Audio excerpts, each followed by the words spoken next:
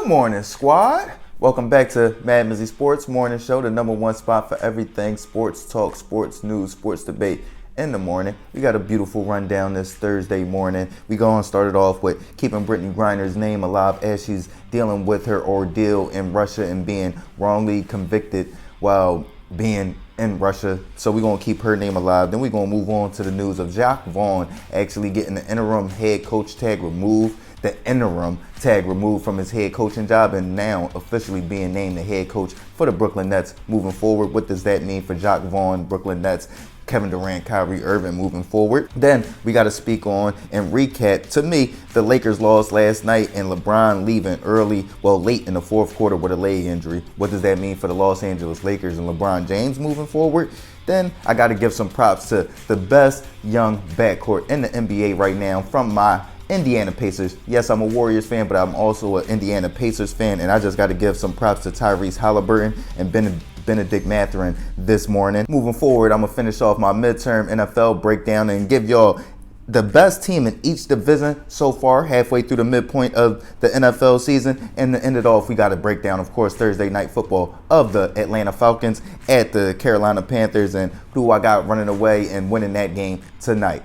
Let's get into it, gang, gang. So we coming back today to keep Brittney Griner's name alive. I broke down and broke the news to y'all that Brittney Griner has been officially transferred to a Russian penal colony, which is severely worse than the Moscow jail that she was being held in throughout her trial. She was transferred fast and expeditiously. I just want to keep her name alive simply because a lot of female athletes go overseas to continue to gain money and gain followers and build their name, image, and likeness by balling overseas, then coming back and playing in the WNBA. So for me personally, I just don't want to see this happen to any of the other WNBA athletes, and we got to keep Brittney Griner's name alive just so she doesn't get forgotten about as she continues to fight for her justice as she's in a Russian penal colony and dealing with the harsh conditions that she's going to be dealing with. We have to keep her name alive. We have to let her know that she's still being supported and she will not be forgotten about in America. So Brittney Griner, we here with you, we fighting with you, we standing with you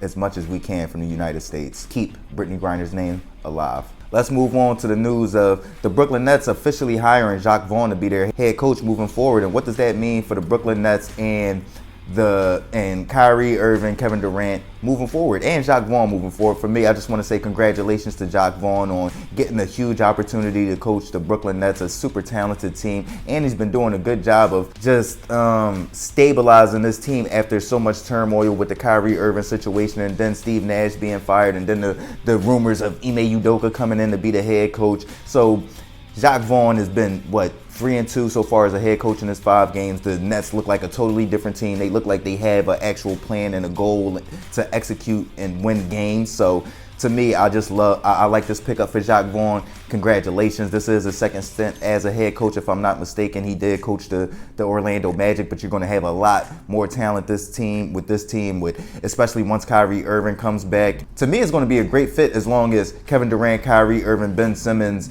and the superstars buy into the system that he's going to try to implement, because we can't have Kyrie Irving and Kevin Durant come into the same situation the same way they came into the Steve Nash situation and saying, oh, we don't need a coach, and just undermining them. So come in, listen to what the man has to say, follow his lead, and I feel as though the Brooklyn Nets should be fine. They got enough talent, so as long as the man has a solid plan and they execute it properly, they should be a pretty good team. Now, will they be up there with the Boston Celtics and the Milwaukee Bucks? We'll have to see. I would say no, but I still like this pickup for the Brooklyn Nets moving forward with a known commodity. Not to mention, he's been with the organization. He knows the players. He knows the coaching staff. He doesn't have to come in, introduce himself. He can just come in, get right to work as he's been doing. What a win last night for the Brooklyn Nets, but they've been dominating the New York Knicks ever since Kevin Durant came to Brooklyn, so that ain't nothing new. Let's move on to the Lakers loss 114-101 in Los Angeles to the Los Angeles Clippers. To me, it just proves that this Lakers team is pretty old and they're not engaged like that. When you look at this team, they are not flying around. They're not energetic. Aside from Russell Westbrook and probably Pat Bev, there's no energy on that floor. And then you look at LeBron James leaving with 5:41 left in the fourth quarter with an apparent leg injury. it just reiterates with what everyone has been talking about. If you're just a normal average day Joe or you're an analyst on national television, you know that the Lakers' number one bugaboo, or the number one thing that has to go right for the Lakers to have a chance of even making the playoffs, is health. With LeBron James and Anthony Davis, to be more specific. So to see LeBron James leave in the fourth quarter with an apparent leg injury, don't know how long he's going to be out. He was just out the previous game because of an ankle injury, if I'm not mistaken. We know the injury concerns with Anthony Davis. So to me, it's just another clear indication that this team is not built to win or last. So yeah, it's probably a dunion after 11 games for the Los Angeles Lakers, if you ask me. Let's move on. I got to give props to the best young up-and-coming backcourt in the NBA right now, coming straight out of Indiana from my Pacers, Tyrese Haliburton and Bennedict Mathurin. I just wanted to come out and give them props. When you look at Tyrese Haliburton in his third season, averaging 9.9 assists per game, that's second in the NBA. That, like, what more can you ask for? Scoring, doing his thing scoring-wise. And then Bennedict Mathurin, as a rookie coming out of Arizona, so far, just in this past 5 games, he's had 2 30-point games. One of those games against the Brooklyn Nets, lost last night against the Denver Nuggets only by 3. When I think about just the way we've been competing as the Indiana Pacers in that division, I mean, they're 4th in the division. That's because when you look at the top of the division, you got the Bucks, the Cavs, and then the Bulls, and then we're right after them. So it's going to be tough for us to make the playoffs, but I just love what I'm seeing from Tyrese Haliburton and Bennedict Mathurin, and I feel as though they are hands down the best young backcourt in the NBA right now.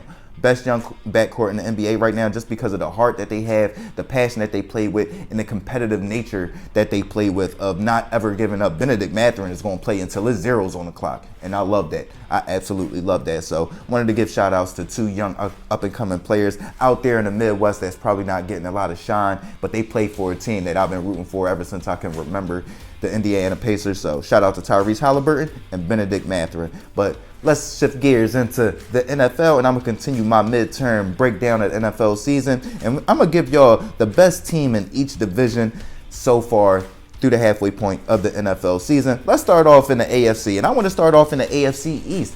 And to me, I'm going to say that the Miami Dolphins are the best team in the AFC East so far this year, just because of their explosion, the depth that they added on the defensive line with Bradley Chubb, and then, of course, the big news of we don't know what's going on with Josh Allen. So to me, I got to go with the Miami Dolphins, give them some props. I'm going to lean towards them just because they're way more explosive than the New York Jets, and I feel like that's going to bode well for the Miami Dolphins. And if we're going to split hairs with the quarterbacks and all that, I'm leaning towards Tua Tagovailoa more than Zach Wilson right now. So I'm going to go with the Miami Dolphins. Let's move to the AFC West.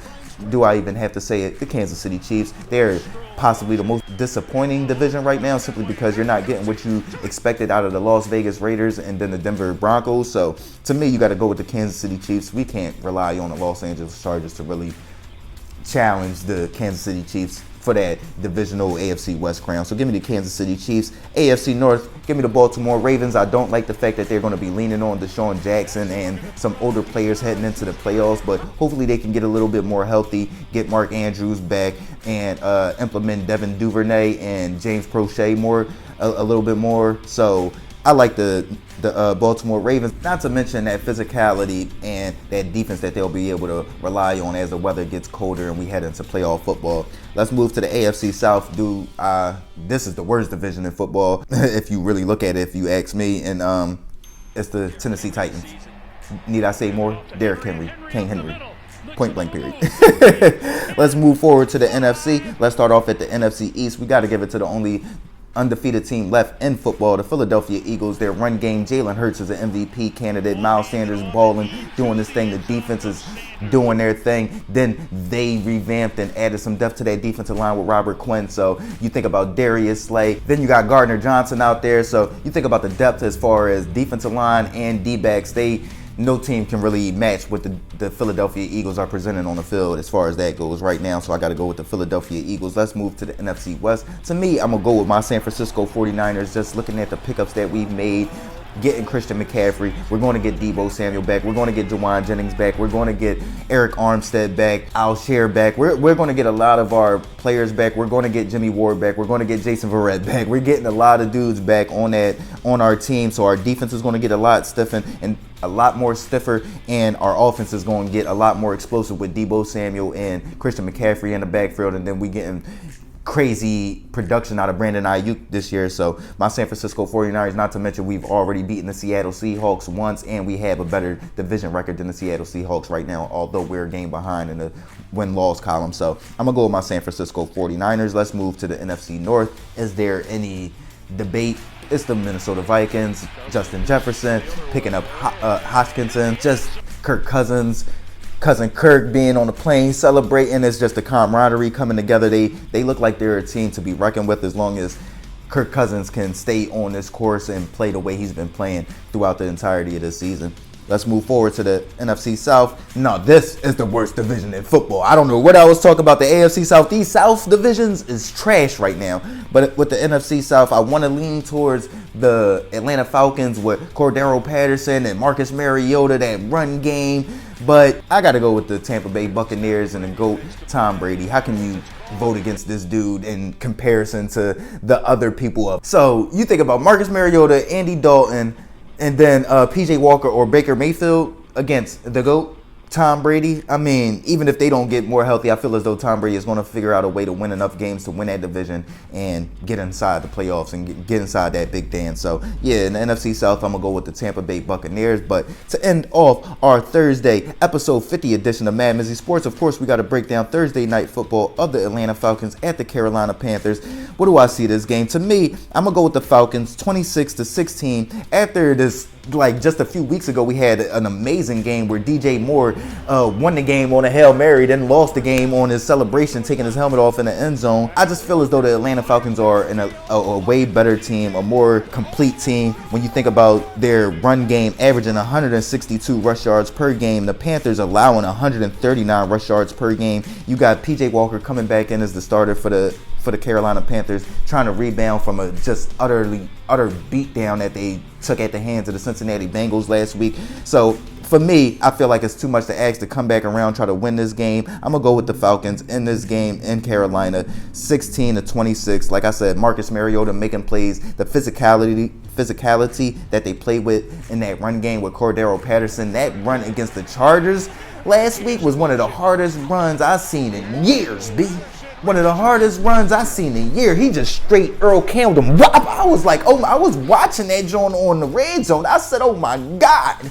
Oh my God. He just ran through this man like he didn't exist. He ran through that man like he didn't exist. So to me, I just love the physicality that the Atlanta Falcons played with. They beat my Niners by being more physical than them. So I feel like that physicality is going to lean on the Carolina Panthers, and they won't be able to handle it. Then you think, like I said, they just played them like a few weeks ago. So it's not like they, you know what I'm saying, had a lot of time to recover. So I'm going to go with the Atlanta Falcons, 26-16 in Carolina. Let me know what y'all think, though. This is MadMizzy Sports Morning Show. Keep Brittney Griner's name alive. What do y'all think about the Brooklyn Nets' decision to keep Jacque Vaughn as the head coach moving forward? What do y'all think about the Los Angeles Lakers? Are they done already with LeBron James facing injuries and being out games already? And then, is the best young backcourt in the NBA residing in Indiana with the Pacers with Tyrese Haliburton and Bennedict Mathurin? I believe so.